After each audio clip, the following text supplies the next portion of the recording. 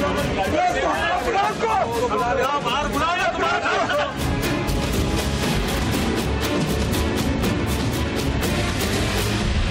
پہ رکھے یا یہاں رکھے، جب چور ڈاکو یہاں پہ تو گھر پہ کیا ہوگا؟ مجھے پتہ نہیں دیں گے کہ نہیں.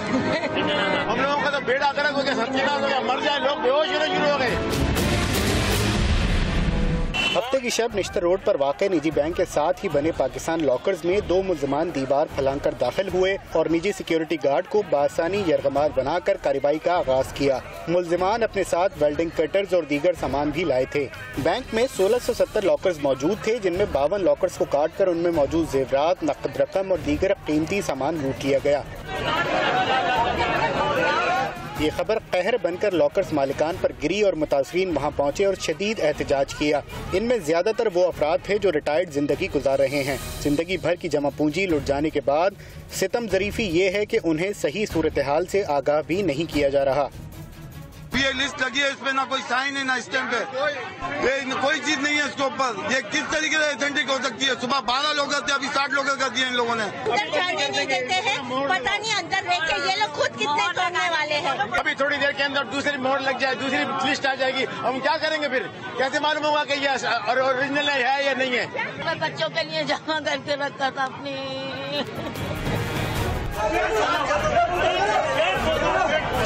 نقد زنی کے وقت ڈیوٹی پر موجود نجی سیکیورٹی گارڈ کو حراست میں لے لیا گیا ہے. حکام کے مطابق سیکیورٹی گارڈ برکت علی نے رات کی واردات کا صبح 6:45 بجے اپنی انتظامیہ کو آگاہ کیا، جس پر انتظامیہ کے ایک عہدیدار نے موقع پر پہنچ کر صورتحال کا جائزہ لیا اور پھر انتظامیہ کی جانب سے پولیس کو صبح 9:15 بجے آگاہ کیا گیا. پولیس حکام کے مطابق حراست میں لیا گیا نجی سیکیورٹی گارڈ شکارپور میں اس سے قبل قتل کے مقدمے میں بند ہو چکا ہے. صبح 5 بجے تک میں باتھ روم میں تھا، میرے کو باندھ کے رکھا تھا اور 5 بجے کے بعد جو ہے یہ نکل گئے. میں گھسیٹ کھا کے باہر آیا ہوں، کو مزدور جا رہا تھا اس کو میں نے بتایا. کراچی میں نقب زنی کا یہ کوئی پہلا واقعہ ہے اور نہ ہی نجی سیکیورٹی کمپنی کی غفلت کا. زندگی بھر کا مال متاع ایک جھٹکے میں چلے جانے سے متاثرین کے پیروں سے جیسے زمین نکل گئی ہے اور وہ انصاف کے لیے قانون نافذ کرنے والوں کی جانب دیکھنے پر مجبور ہو گئے ہیں. کیمرامین فرحان الیاس کے ساتھ طلحہ ہاشمی، جیو نیوز، کراچی. اعوذ باللہ من الشیطان الرجیم، بسم اللہ الرحمن الرحیم. اللہم صلی علی سیدنا و مولانا محمد وعلی آلہ وصحبہ وبارک وسلم وصلی علیہ.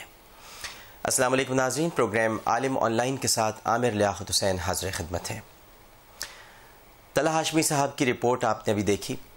گزشتہ کئی ہفتوں سے حکومت اور تحریک طالبان میں مذاکرات چل رہے ہیں، جن سے لوگوں کو یہ تاثر دیا جا رہا ہے کہ یہ جو مذاکرات ہیں یہ کامیاب ہو گئے تو ملک امن کا گہوارہ بن جائے گا. مگر سچ پوچھئے تو حقائق اس کے بالکل برعکس ہیں. کراچی سمیت ملک کے ہر حصے میں لا قانونیت کا راج ہے.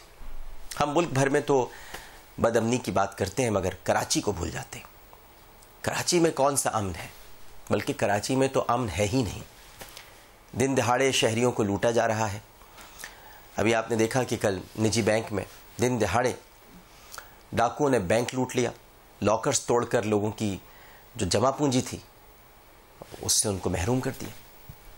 کوئی دن ایسا نہیں گزرتا جب یہاں 10-12 لاشیں نہ ملتی ہوں. کم سن بچوں کو اغوا کیا جا رہا ہے، عصمت دری کے بعد ان کی لاشیں پھینکی جا رہی ہیں. اغوا ورائے تاوان کی وارداتیں بھی عروج پر ہیں. اسٹریٹ کرائم رکنے کا نام نہیں لے رہے. لوگ اپنے سیل فونز اور نقدی سے محروم ہو جاتے ہیں. کیا یہ بھی طالبان کا کام ہے؟ یہ بھی طالبان کر رہے ہیں. ہر معاملے میں ہمیں طالبان دکھائی دیتے ہیں. جب آنکھیں کھولو تو طالبان، فلاں کام یہ طالبان نے کیا ہے، یہ بم دھماکہ طالبان نے کیا. کراچی میں کیا ہو رہا ہے؟ یہ سب یہ جو کل لاکرز لوٹے گئے ہیں یہ طالبان نے لوٹے تھے. طالبان کودے تھے. وانا اور وزیرستان سے لوگ آئے تھے یہ سب کاروائیاں کرنے کے لیے. حقائق کا سامنا کرنا چاہیے. جہاں غلطی ہے اس غلطی کو ضرور ہمیں ہائی لائٹ کرنا چاہیے، اور اس طرح سے سر چھپا لینے سے یا شتر مرغ کی طرح ریت میں سر دینے سے کہ طوفان تھم جائے گا، طوفان نہیں تھمے گا. کراچی کے حالات اور کراچی کی جو معاملات ہیں وہ کچھ اور ہیں. یہاں کئی ماہ سے آپریشن چل رہا ہے مگر اس سے بھی کوئی فرق نہیں پڑا. لیاری بھی آئے دن میدان جنگ بنا رہتا ہے. دہشت گرد بازاروں میں سریعام فائرنگ کر کے نہتے لوگوں کو قتل کر رہے ہیں. انہیں بھی کوئی پوچھنے والا نہیں ہے. سروں سے فٹ بال تو لیاری میں بھی کھیلی گئی تھی. اگر آپ کو یاد ہو تو. اور کراچی میں بینک ڈکیتی کا یہ کوئی ایک واقعہ نہیں ہے. گزشتہ ہفتوں میں بینک ڈکیتیوں کے پے در پہ واقعات ہوئے ہیں. کراچی کا کوئی محلہ اور کوئی بازار دہشت گردوں کی فتنہ گری سے محفوظ نہیں. وقفے وقفے سے ٹارگٹ کلنگ کا سلسلہ بھی اسی طرح جاری ہے. ہم صرف طالبان ہی کو بدامنی کی علامت بنا کر پیش کر رہے ہیں، مگر ڈاکوؤں، لٹیروں، اغواکاروں اور گینگ وار کے کارندوں کو روکنے کے لیے کوئی کردار ادا نہیں کر رہے.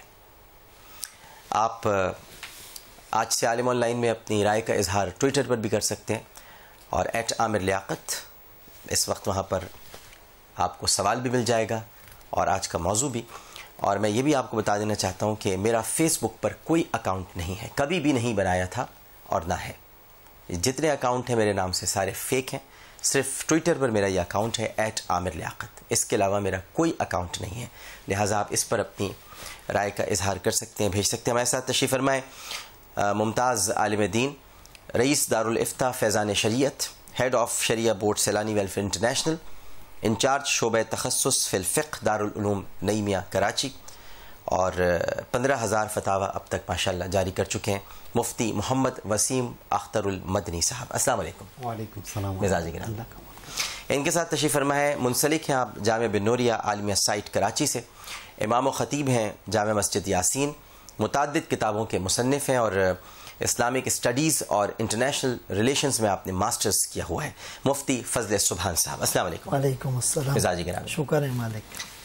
تھوڑی دیر بعد ہمیں ٹیلی فون لائن پہ جوائن کریں گے علامہ احسان الہی ظہیر کے صاحبزادے اور جمعیت اہل حدیث پاکستان کے سیکریٹری جنرل، قرآن و سنہ انسٹیٹیوٹ کے چیئرمین حافظ ابتسام الہی ظہیر صاحب، اور معلم و مدرس خطیب اہل بیت مولانا سید محمد علی زیدی الحسینی صاحب. ایک کالر ہمارے ساتھ ٹیلی فون لائن پر موجود ہیں، پہلے ان سے بات کرتے ہیں. السلام علیکم. وعلیکم السلام. جناب فرمائیے. محمد فاروق بول رہا ہوں. جی محمد فاروق صاحب. بس یہ کل سے میں نے دیکھا ہے تو بہت ہی افسوس ہوا ہے، بہت دکھ ہوا ہے. جی کیونکہ میرا خود دل آ کر بینک میں جی بہتر. تو کہتا ہوں اگر بینک میں محفوظ نہیں ہے تو پھر کون سی جگہ محفوظ ہے. صحیح فرمایا، صحیح فرمایا. ایک اور کالر موجود ہے. السلام علیکم. وعلیکم السلام سر. جی جناب فرمائیے. سر یہ کل جو میں نے دیکھا تو خبر دیکھ رہے ہیں، اتنے پریشان ہو گئے کہ ہمارے حالات ایسے ملک کے بن گئے کہ ہم تو کہیں بھی نہیں جا سکتے. کراچی میں بھی جو حالات ہیں، ہمارے پنجاب میں بھی تقریباً ایسی بات ہو رہی ہے. تو یہ تو کیا پولیس ہماری کیا کر رہی ہے، یا ہمارے جو سیکورٹی والے جو نجی رکھے ہوئے انہوں نے. صحیح، بالکل ٹھیک ہے. ایک اور کالر موجود ہے. السلام علیکم. السلام علیکم. جی فرمائیے. السلام علیکم. جی وعلیکم السلام، فرمائیے. عامر بھائی،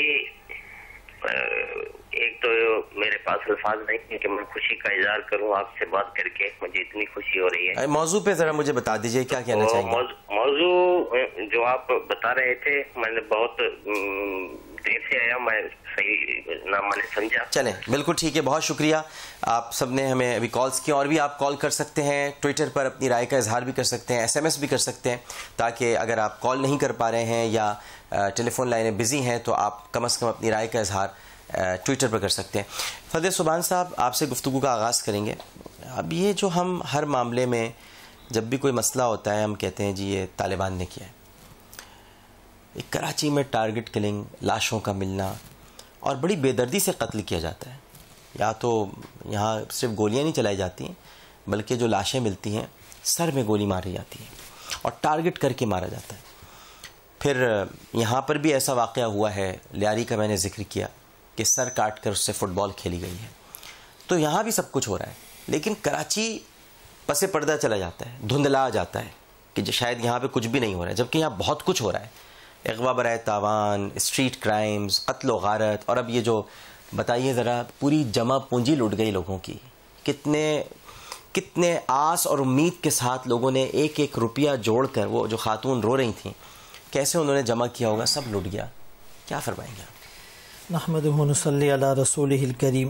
سب سے پہلے تو میں تہہ دل سے آپ کو آپ کی اس حق گوئی پر مبارکباد پیش کرتا ہوں، اور دعا گو ہوں کہ اللہ پاک آپ سے اسی طرح کام لیتا رہے. شکریہ، آمین. کہ موجودہ حالات کے اندر حقائق سے پردہ اٹھانا اور تصویر کا اصل رخ دنیا کو دکھلانا، جی یہ ایک بہت بڑا منصب ہے. جہاں تک موجودہ حالات کی بات ہے تو اس سلسلے میں یہ کہوں گا کہ قتل و غارت گری، ظلم، اغوا برائے تاوان، یہ تو بہت بڑے کبیرہ گناہ ہیں جن گناہوں کی وجہ سے اللہ کا قہر انسانوں کے اوپر ٹوٹ پڑتا ہے. لیکن یہ جو موجودہ واقعہ ہے، لاکرز توڑے گئے اور لوگوں کی جمع پونجی، پوری زندگی کا ایک سرمایہ جی ہاں وہ ان سے چھین لیا گیا. تو اگرچہ بعض لوگ مال کو اہمیت نہیں دیتے، لیکن قرآن کریم سے یہ ثابت ہے کہ اس مال کا انسانی زندگی کے قیام کے اندر بہت بڑا عمل دخل ہے. رب کریم نے 2 چیزوں کو انسانوں کے لیے قیام قرار دیا، ایک بیت اللہ کو جو روحانی طور پر انسانوں کے قیام اور بقا کا سبب ہے، اور ایک مال کو جعل اللہ لکم قیامہ، جسے اللہ نے زندگی گزارنے کے لیے قیام اور بنیاد قرار دیا. یعنی کتنی اہم بات ہو گئی مال. جی، اور اسی طرح اس مال کو رب کریم نے زینت کہا، زینت الحیات الدنیا. اسی مال کو رب کریم نے فضل کہا، وابتغوا فضلا من ربکم. اسی مال کو رب کریم نے خیر کہا سورۃ العادیات میں، وَإِنَّهُ لِحُبِّ الْخَيْرِ لَشَدِيدٌ. اب یہ مال خیر ہیں، فضل ہیں اور زینت ہیں اور انسانی زندگی کا قیام ہے. اگر ایک شخص اپنے مال کی حفاظت کرتے ہوئے مال کی خاطر وہ جان دے دیتا ہے تو حدیث میں اس کو شہادت کا درجہ دیا گیا. من قتل دون مالہ فہو شہید. اب دیکھیں مال کا تعلق اور مال کی نسبت جب مسلمان کے ساتھ اور انسان کے ساتھ اور مومن کے ساتھ قائم ہوتی ہیں اور اس کے لیے وہ دنیا سے چلا جاتا ہے، جان جانے یا فری کے حوالے کر دیتا ہے، اسے شہادت کا مرتبہ ملتا ہے. اب جن لوگوں نے یہ کام کیا، ہزاروں گھروں کے اندر چولہے گویا کے بجھ گئے، ظاہری اسباب ان سے چھین لیے گئے، بیواؤں، یتیموں، مفلسوں، ناداروں، مسکینوں کی اعانت کرنے کے بجائے شریعت کو لے لیتے ہیں. آپ کی بات قطع کلامی ہو رہی ہے. السلام علیکم. وعلیکم السلام. جی فرمائیے. ڈاکٹر صاحب میں شاہد رانا بات کر رہا ہوں. جی ڈاکٹر صاحب، یہ ہے کہ کراچی کے حالات ایسے ہیں کہ جیسے کوئی بھی واقعہ پیش آتا ہے، جیسے ابھی حالیہ بینک میں ہوا. جی اب قانون نافذ کرنے والے فورسز رکھتے ہیں. اگر عوام سے کسی سے پوچھیں گے کہ جی آپ نے کسی سے دیکھا، تو وہ عوام بھی کبھی ان سے تعاون نہیں کرتی.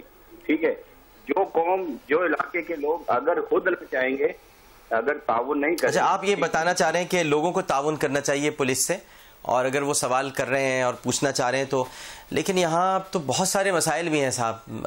پولیس سے تعاون تو کریں گے لیکن پولیس کو بھی سب پتہ ہوتا ہے. السلام علیکم. جی السلام علیکم. جی وعلیکم السلام، فرمائیے. جی ڈاکٹر صاحب، میں جیسے آپ نے اپنے انٹرو میں کہا ہے کہ جو بھی کام ہوتا ہے وہ طالبانوں کے سر پہ لگا دیا جاتا ہے، تو یہ ہم لوگوں کی بھی ذمہ داری ہے کہ ہم لوگ جو ہے وہ اپنی ذمہ داری کا احساس کریں. بالکل ٹھیک ہے، بالکل ٹھیک ہے. ایک اور کالر موجود ہے. السلام علیکم. السلام علیکم. وعلیکم السلام. جی فرمائیے. جی براہ راست ہو رہا جی. مفتی صاحب آپ کی طرف آتے ہیں. مفتی فضل سبحان صاحب نے مال کی اہمیت پر روشنی ڈالی کہ کیا اہمیت اختیار کر جاتا ہے انسان کی زندگی میں مال، اور قرآنی احکامات بھی موجود ہیں. ان کی قطع کلامی ہو گئی تھی، کالز آ گئے تھیں، یہیں سے ہم سلسلے کو جوڑ لیتے ہیں. اب تو ان کا مال بھی لٹ گیا. اچھا، خالی یہاں مال کا مسئلہ نہیں ہے، بلکہ جو جانیں بھی جا رہی ہیں، قتل و غارت بھی ہو رہا ہے. کراچی میں جو اس وقت صورتحال ہے، ہم پتہ نہیں کیوں اس کو چھپانے کی کوشش کرتے ہیں. پورے ملک کی بات ضرور کرتے ہیں لیکن کراچی کو چھپا دیتے ہیں. اچھا، یہاں کچھ سیاسی مجبوریاں بھی ہیں، اور مجھے کھل کر کہنے دیجئے کہ ان پولیٹیکل اتحادوں کی وجہ سے اور ان مجبوریوں کی وجہ سے بہت ساری باتیں کہی بھی نہیں جاتی ہیں، خاموش ہو جاتے ہیں. لیکن کیا ہم خاموش رہیں گے تو یہ مسئلہ حل ہو جائے گا؟ یہ قتل و غارت ختم ہو جائے گی؟ یہ ٹارگٹ کلنگ، یہ اسٹریٹ کرائمز، یہ سب درست ہو جائے گا؟ یہ جو بینک لٹ گیا، 52 53 54 60 لوگ، کون ہیں یہ لوگ؟ 60 خاندان، یہ کدھر چلے گئے؟ ان کا کیا ہوگا؟ کون ان کو پوچھے گا؟ ان کو تو پیسے بھی کوئی نہیں دے گا. اب یہ تو کوئی بتا رہا تھا کہ پہلے یہ رپورٹ آئی کہ 12 لاکر لوٹے ہیں اور اس کے تھوڑی دیر بعد وہ 60 ہو گئے. یعنی ہو سکتا ہے 12 لوٹے ہوں لیکن اندر بھی تو لٹیرے ہوں گے. انہوں نے کہا جب 12 لوٹی رہے ہیں, جنگل میں جب آگ لگتی ہے تو ان درختوں کا حساب تو ہوتا ہی ہے, جو لمبے تنے کھڑے ہوتے ہیں ساتھ میں ان کا بھی ہو جاتا ہے جو کبھی اگے ہی نہیں تھے. تو شاید یہ بھی ہو. کیا فرمائیں گے؟ بسم اللہ الرحمن الرحیم. نحمدہ و نصلی و نسلم علی رسول الکریم. بات آپ کی بالکل درست ہے کہ یہ لوگوں کی جان, مال, عزت کا تحفظ یہ بنیادی طور پر حکومت کی ذمہ داری ہے, اور ہم حکومتیں اسی لیے بناتے ہیں تاکہ انسان امن کے ساتھ اس معاشرے میں زندگی گزار سکے.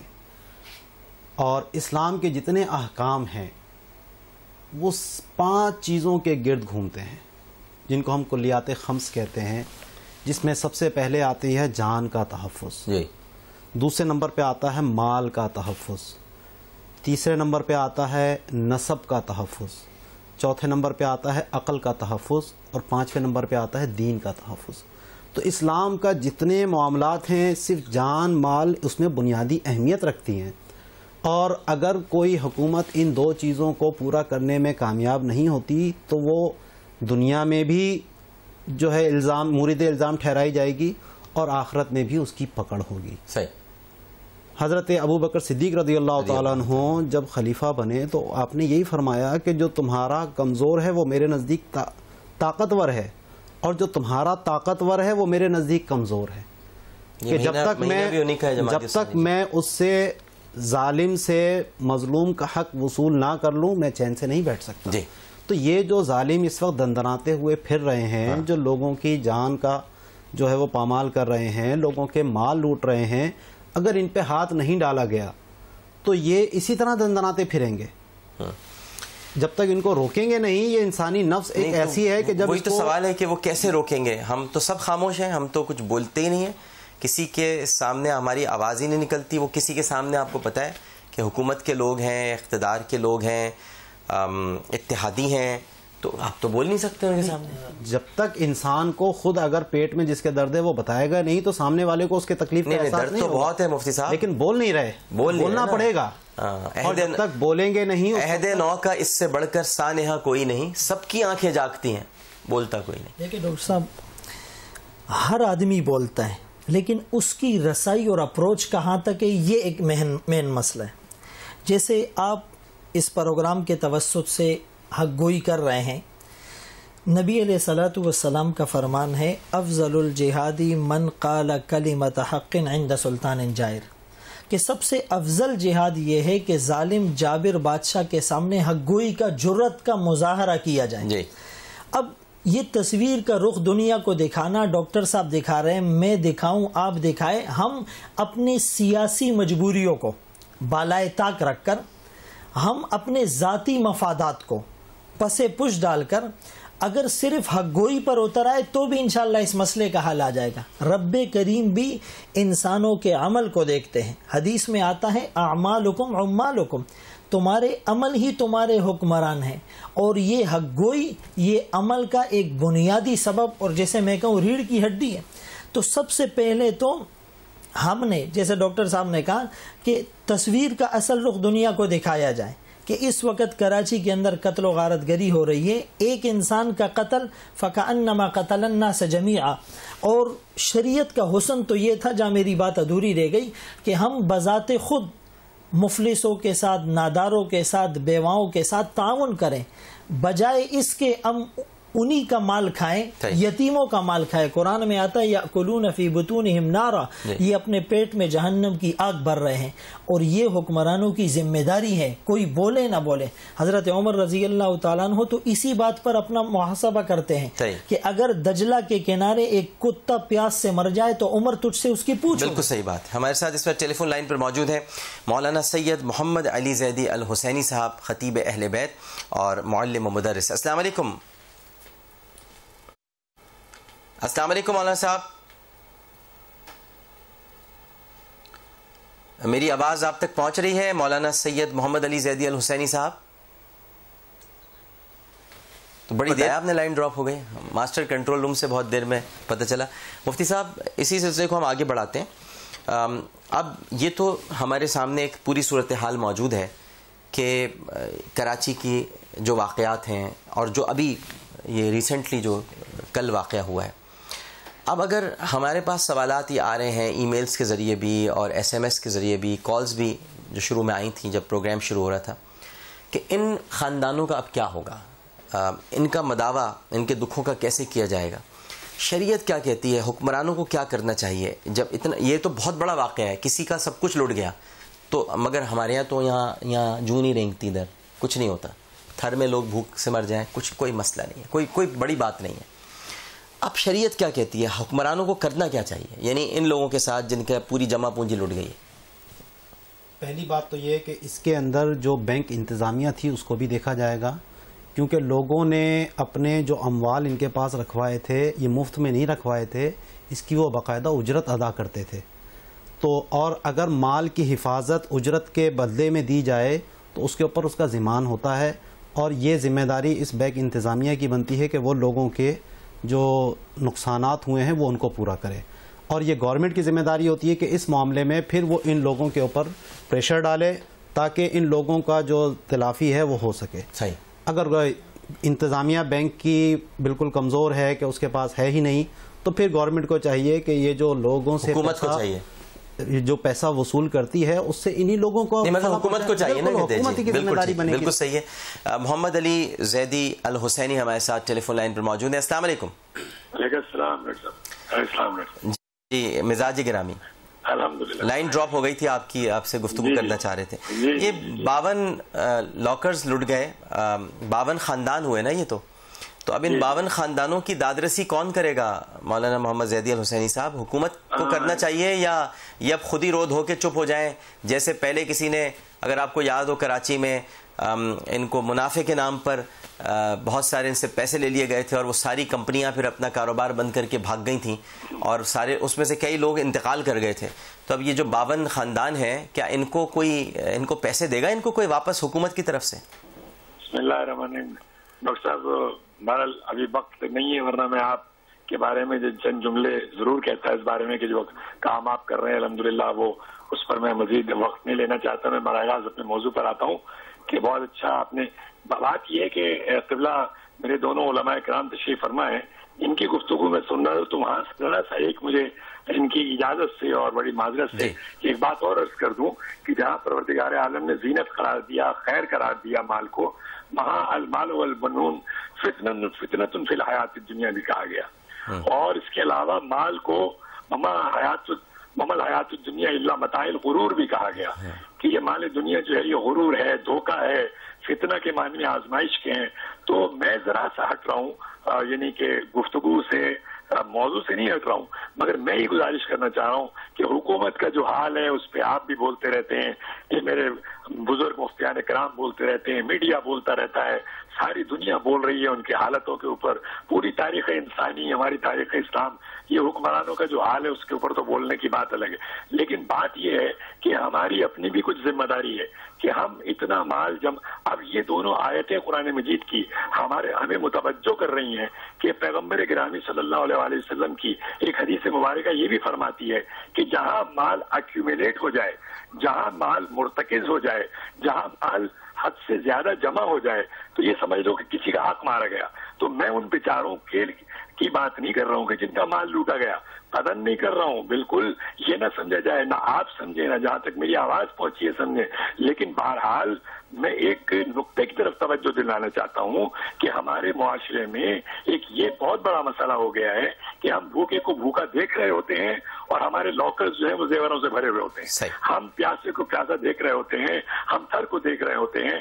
میں پھر کہہ رہا ہوں حکومت کی ذمہ داری اپنی جگہ پر، پولیس کے مسئلے اپنی جگہ پر، کرپٹ لوگوں کے مسئلے اپنی جگہ پر، لیکن ہم بات کریں گے ڈاکٹر عامر لیاقت جیسے 500 لوگوں میں سے جو دنیا میں سے جن کو چنا گیا، ان کی، مفتیان کرام کی، مجھ جیسے ایک چھوٹے سے طالب علم کی دین کے، کہ ہماری ذمہ داری کیا ہے؟ ہماری ذمہ داری یہ ہے کہ ہم لوگوں کو یہ بھی بتائیں کہ بھائی اتنا مال جمع کرو، اس قدر اس حد تک جاؤ، دوسرے لوگوں کا بھی خیال کرو۔ بالکل ٹھیک ہے، بہت شکریہ مولانا سید محمد علی زیدی الحسینی صاحب ہم سے گفتگو کرنے کا۔ ایک چھوٹا سا وقفہ لے رہے ہیں، وقفے کے بعد حاضر ہوں گے، ہمیں یقین ہے آپ سب لوگ ہمارے ساتھ ہی رہیں گے۔ السلام علیکم ورحمۃ اللہ۔